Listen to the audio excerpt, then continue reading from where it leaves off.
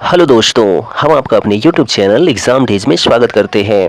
हम यहाँ polity GK के अंतर्गत राज्य के नीति निर्देशक तत्व के बारे में आपको जानकारी देने वाले हैं और यह जो वीडियो है आपके लिए मोस्ट इंपॉर्टेंट होने वाला है क्योंकि यहाँ से बहुत सारे प्रश्न आपके एग्जाम में बनते हैं। तो राज्य के नीति निर्देशक तत्व तो संविधान सभा के सलाहकार जो BN राव थे, कौन थे?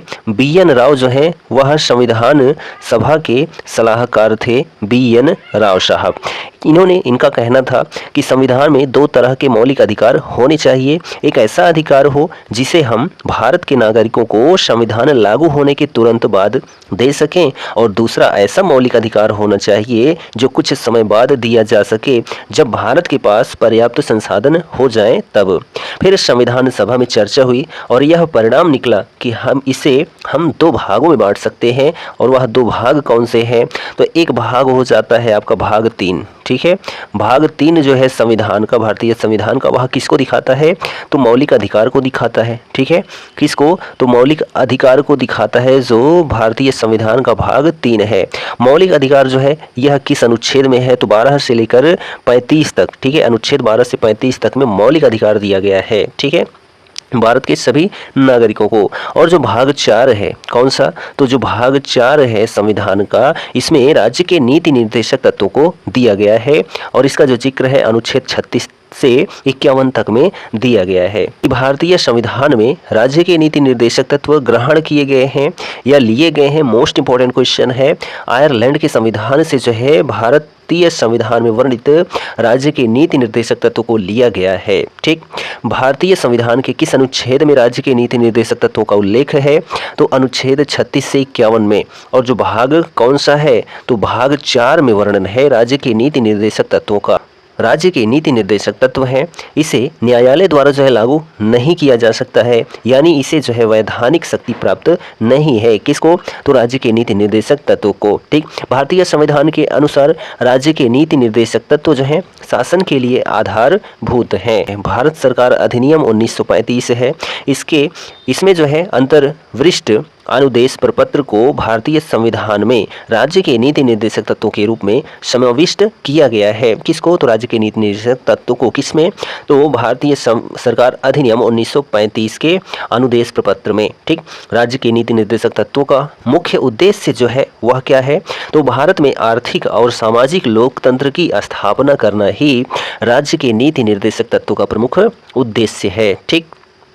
चलिए यहाँ पर नेक्स्ट क्वेश्चन देखिए, 3rd नंबर क्वेश्चन है, भारतीय संविधान का कौन सा अंग समाजवादी व्यवस्था स्थापित करने की प्रेरणा देता है? तो जो राज्य का नीति निर्देशक तत्व है यह समाजवादी व्यवस्था स्थापित करने की प्रेरणा देता है। भारतीय संविधान में राज्य के नीति निर्देशक सिद्धांतों को शामिल करने के पीछे मुख्य उद्देश्य क्या था? तो कल्याणकारी राज्य की स्थापना करना जो है राज्य के नीति निर्देशक सिद्धांतों का मुख्य उद्देश्य था, ठीक। नेक्स्ट क्वेश्चन है कि संविधान में कल्याणकारी राज्य का आदेश दिया जाता है किसमें? तो नीति निर्देशक तत्वों में दिया जाता है।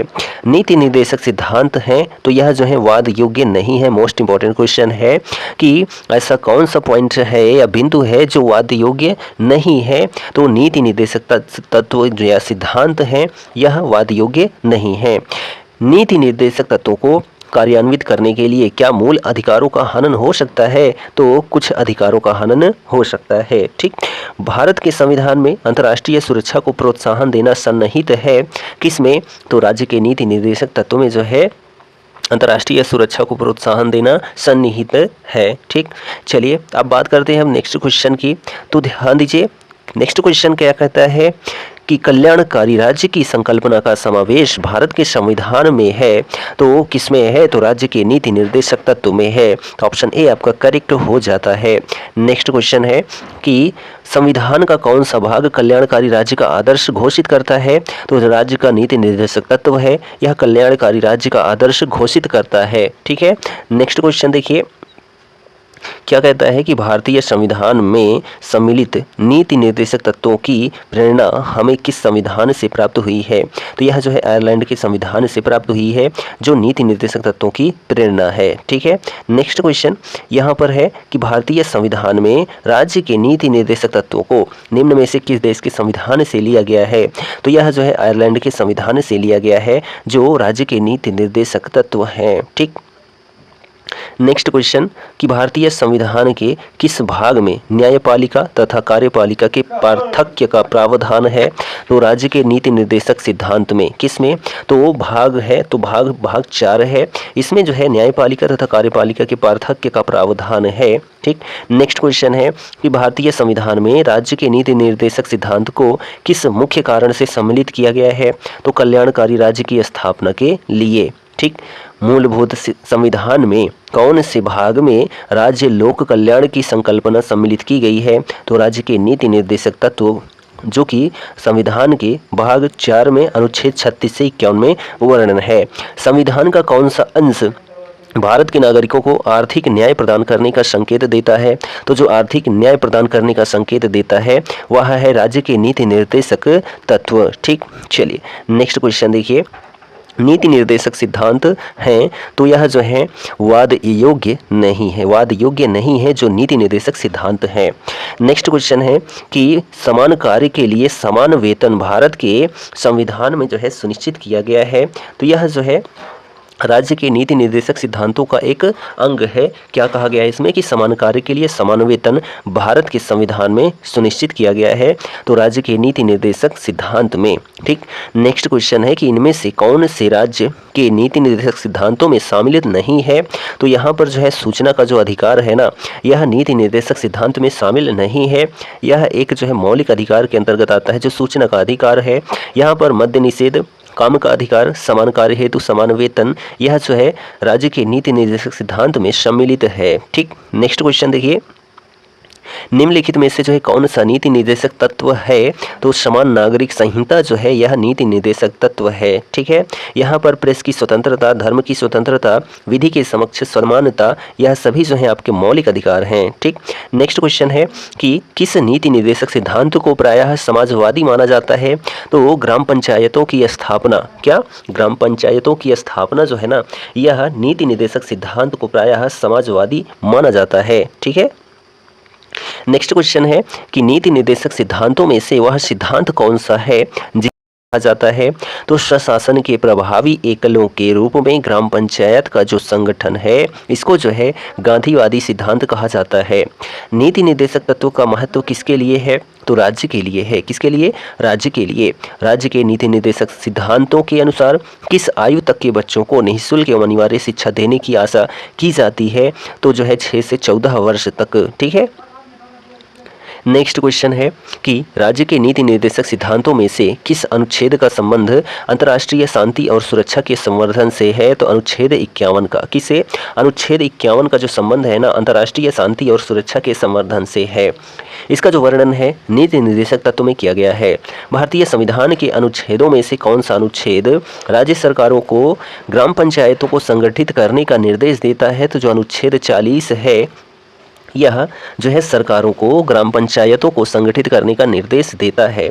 नेक्स्ट क्वेश्चन है कि भारत के किस राज्य में समान नागरिक संहिता लागू है? तो जो गोवा है। ठीक है। गोवा में जो है समान नागरिक संहिता लागू है। चलिए अब यहाँ पर हमारे पास एक्स्ट्रा पॉइंट्स हैं, उनकी चर्चा करते हैं। 42वें संविधान संशोधन। ठीक है। 42वें संविधान संशोधन जो कि 1976 में हुआ था, इसको आप जरूर कंठस्थ रखें। इसमें जो है कहा गया है कि नीति निर्देशक तत्वों को मूल अधिकारों के परे वरीयता दी गई थी। ठीक है। किसमें कहा गया है? तो 42वें संविधान संशोधन 1976 में कहा गया है। ठीक। यानी कि 36 से 51 तक जो महत्वपूर्ण अनुच्छेद हैं उन सभी की चर्चा हम करने वाले हैं। अनुच्छेद 36 है, इसमें क्या कहा गया है? तो अनुच्छेद 36 में कहा गया है कि राज्य की जो है क्या होगी? एक राजभाषा होगी। ठीक है। राज्य की परिभाषा जो है किसमें कहा गया है?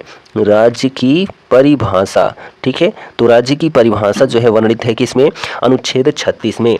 जो अनुच्छेद 37 है। ठीक है। अनुच्छेद 37 में क्या कहा गया है कि यह न्यायालय में प्रवर्तनीय नहीं है और वाद योग्य नहीं है। क्या दिया गया है कि यह जो है जो राज्य का नीति निर्देशक तत्व है यह वाद योग्य नहीं है। यह किसमें कहा गया है? तो अनुच्छेद 37 में कहा गया है। ठीक है। और यह न्यायालय में परिवर्तनीय नहीं है। और जो अनुच्छेद 38 है। ठीक है। अनुच्छेद 38 में क्या कहा गया है? राज्य ऐसी सामाजिक व्यवस्था बनाएगा जिससे नागरिकों को सामाजिक, आर्थिक एवं राजनीतिक न्याय मिलेगा। कैसा न्याय मिलेगा? तो यह अनुच्छेद 38 में कहा गया है कि सामाजिक न्याय मिलेगा। ठीक है। सामाजिक न्याय मिलेगा, आर्थिक न्याय मिलेगा, ठीक है, आर्थिक न्याय मिलेगा, और कौन सा, राजनीतिक न्याय मिलेगा। ऐसा जो है अनुच्छेद 38 में कहा गया है, ठीक है। और केटी शाह ने कहा है, क्या कहा है, केटी शाह ने कहा है कि राज्य के नीति निर्देशक तत्व एक ऐसा चेक है जो बैंक की सुविधा अनुसार अदा किया जाएगा। यह जो है किसने कहा है, तो केटी शाह ने कहा है। अनुच्छेद जो 39 है, ठीक है, कौन सा, अनुच्छेद 39 क्या कहता है, तो यह जो है राज्य विशेष रूप से निम्नलिखित नीतियों को सुरक्षित करने की दिशा में कार्य करेगा। यह जो है अनुच्छेद 39 में कहा गया है। और यह जो दिशा निर्देश है वह कौन सा है, तो सभी नागरिकों को आजीविका के पर्याप्त साधन का अधिकार होगा। भौतिक संसाधनों के स्वामित्व और नियंत्रण को सामान्य जन की भलाई के लिए व्यवस्थित करना, कुछ ही व्यक्तियों के पास धन को संकेंद्रित होने से बचाना, पुरुषों और महिलाओं दोनों को समान कार्य के लिए समान वेतन की व्यवस्था, श्रमिकों की शक्ति और स्वास्थ्य की सुरक्षा, ये सभी जो है किसमें कहा गया है, तो अनुच्छेद 39 में कहा गया है, ठीक है। चलिए अब यहाँ पर जो है अनुच्छेद 39A आता है।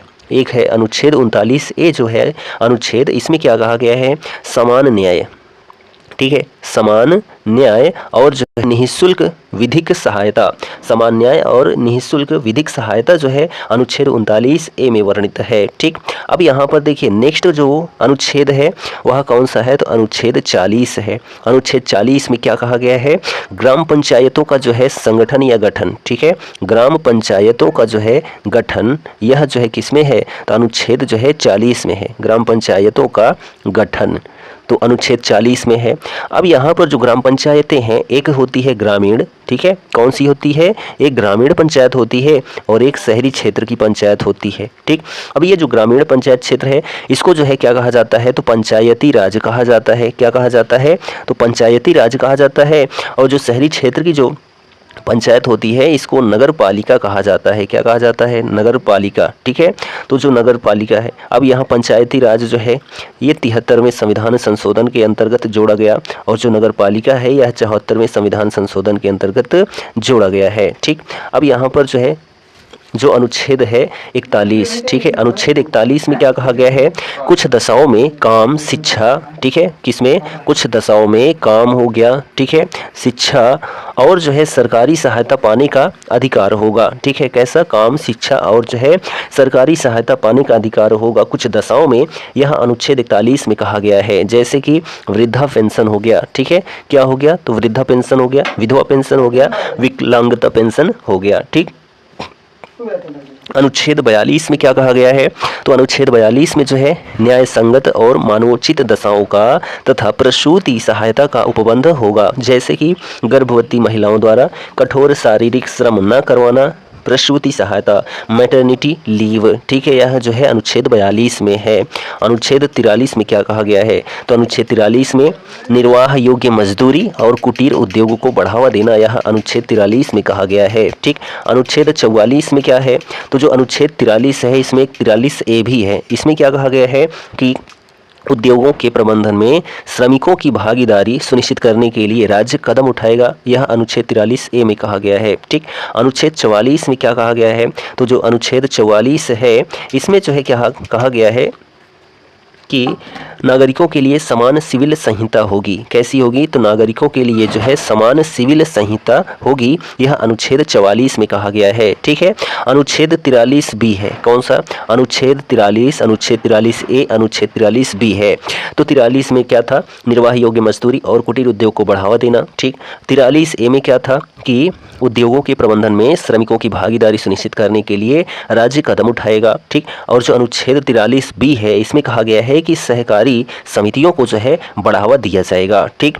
अब हम यहाँ पर बात करते हैं जो अनुच्छेद 44 है। तो 44 में क्या है कि नागरिकों के लिए जो है समान सिविल संहिता होगी, ठीक। और उसके बाद अनुच्छेद 45 में क्या कहा गया है, इसमें कहा गया है कि बच्चों को 6 वर्ष की आयु तक, ठीक है, 6 वर्ष की आयु तक जो है पूरी करने तक प्रारंभिक बाल्यावस्था देखभाल और शिक्षा प्रदान करना, यह जो है अनुच्छेद 45 में कहा गया है, ठीक है।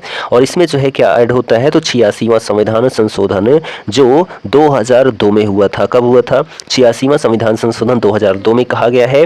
इस संशोधन अधिनियम द्वारा देश के 6 से 14 वर्ष तक के बच्चों के लिए अनिवार्य एवं निःशुल्क शिक्षा को मौलिक अधिकार के रूप में मान्यता देने संबंधी प्रावधान किया गया है।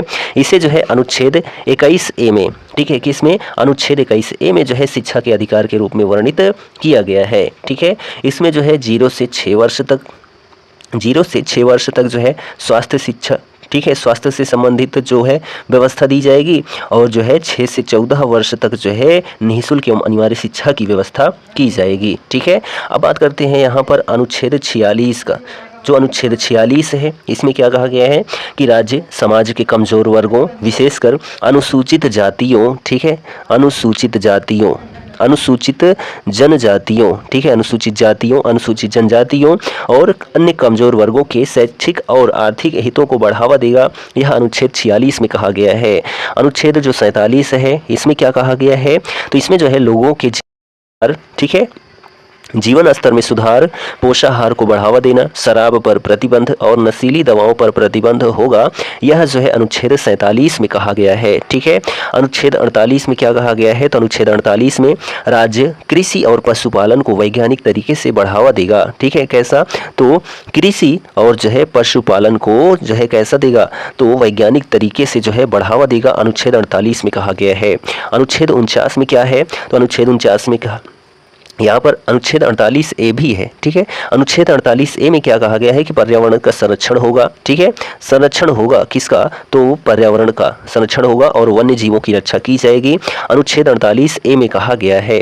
अनुच्छेद जो 49 है, कौन सा अनुच्छेद 49, इसमें जो है राष्ट्रीय महत्व के स्मारकों, स्थानों व वस्तुओं का जो है संरक्षण किया जाएगा। जो अनुच्छेद 49 है, यह कहता है कि राष्ट्रीय महत्व के स्मारकों, स्थानों व जो है वस्तुओं का संरक्षण होगा। अनुच्छेद 50 जो है, यह क्या कहता है, तो यह जो है कहता है कि कार्यपालिका से न्यायपालिका को अलग करना। ठीक है, कार्यपालिका को न्यायपालिका को, ठीक है, कार्यपालिका से न्यायपालिका को अलग करना, यह जो है अनुच्छेद 50 में कहा गया है। और जो अनुच्छेद 51 है और आखिरी अनुच्छेद है, इसमें कहा गया है कि अंतर्राष्ट्रीय शांति, कैसी शांति, तो अंतर्राष्ट्रीय शांति, ठीक है, अंतर्राष्ट्रीय शांति तथा सुरक्षा, ठीक है, तथा सुरक्षा जो है यह अभिवृद्धि हेतु राज्य प्रयास करेगा।